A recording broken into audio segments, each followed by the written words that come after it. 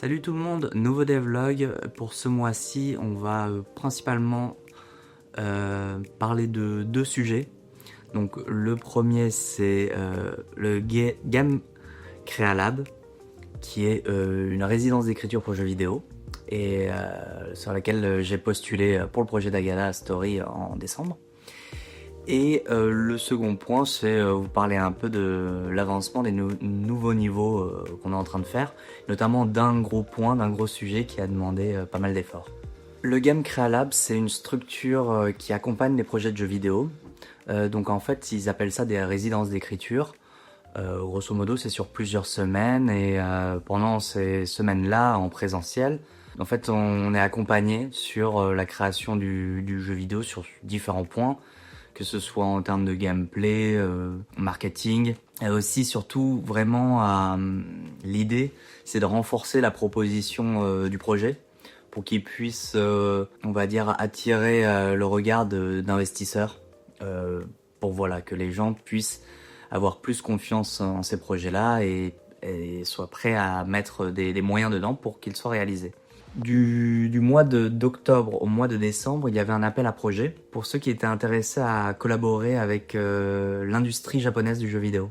Évidemment, j'ai donc postulé en décembre pour cette résidence d'écriture. On a eu la réponse en janvier, spoiler alerte, bon, je suis... n'est pas pris malheureusement. Mais c'était quand même très intéressant de postuler pour ça parce que ça force à écrire vraiment à être clair sur sa proposition de jeu, du moins à y réfléchir beaucoup plus sur certains aspects, comme des aspects qui sont plus des aspects commerciaux, quel type de public tu recherches, quels sont les financements dont tu as besoin, quel autre projet peut se rapprocher le tien. En fait, tout ça font partie des études de marché qui sont pas le cœur du métier d'un quelqu'un qui crée un jeu vidéo forcément. Pour la réussite d'un projet de jeu vidéo, enfin même pour la réussite de tout type de projet, en fait, une étude de marché pour savoir se situer et savoir comment le vendre est important si on est à la recherche d'un succès commercial. Il y avait plusieurs dossiers à réaliser. Il y avait un pitch deck. Donc le pitch deck, en fait, c'est le document phare que l'on présente à des investisseurs. Ça présente vraiment l'essentiel. L'idée, c'est d'aller à l'essentiel, de faire court et d'être assez impactant pour donner vraiment envie à des gens à mettre de l'argent dedans, quoi, sur votre projet. Donc il y a évidemment, on y présente le genre, les mécaniques de jeu, la direction artistique.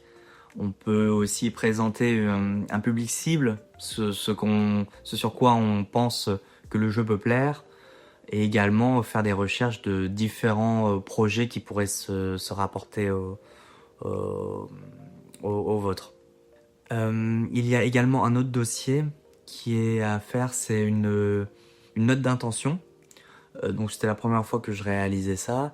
Ça se rapproche en fait d'une lettre de motivation qu'on peut faire pour un boulot. Mais voilà, c'est un peu plus orienté artistique, où il faut vraiment réussir à vendre son projet. Voilà, c'est d'autres types de projets. Donc il y a quelques d'autres règles à prendre en compte sur ces documents-là. Donc voilà, en fait j'en parle aussi pour à ceux qui veulent créer des jeux vidéo. Ce sont des structures qui peuvent être vraiment intéressantes pour vous, pour vraiment développer votre projet. C'est une aide qui peut être précieuse, et même le Game Crealab, sur certains, en fait, ils font ça sur différents lieux. Je crois qu'ils ont fait ça à Lyon, et là, ils en font une autre à Montpellier. Toujours intéressant on va dire, d'être épaulé par des professionnels du milieu pour avancer sur vos projets, quoi. Et sinon, pour le développement de Dagala Story, ça continue bien. Donc c'était la 3e zone ce mois-ci. Donc on a pu avancer sur 4 niveaux. Donc, comme je disais avant, c'est un niveau par semaine. Il manque une semaine parce que grosso modo c'est 5 niveaux par zone, 5 semaines par mois. Mais malheureusement ça ne fonctionne pas comme ça. Et là, c'était intéressant parce que j'aimerais me focus sur un point un peu plus technique que j'ai dû aborder ce mois-ci. Et donc dans le niveau 3 de cette zone, il y a Dagada qui a une mécanique un peu particulière qui est qu'il peut marcher sur les murs et marcher au plafond.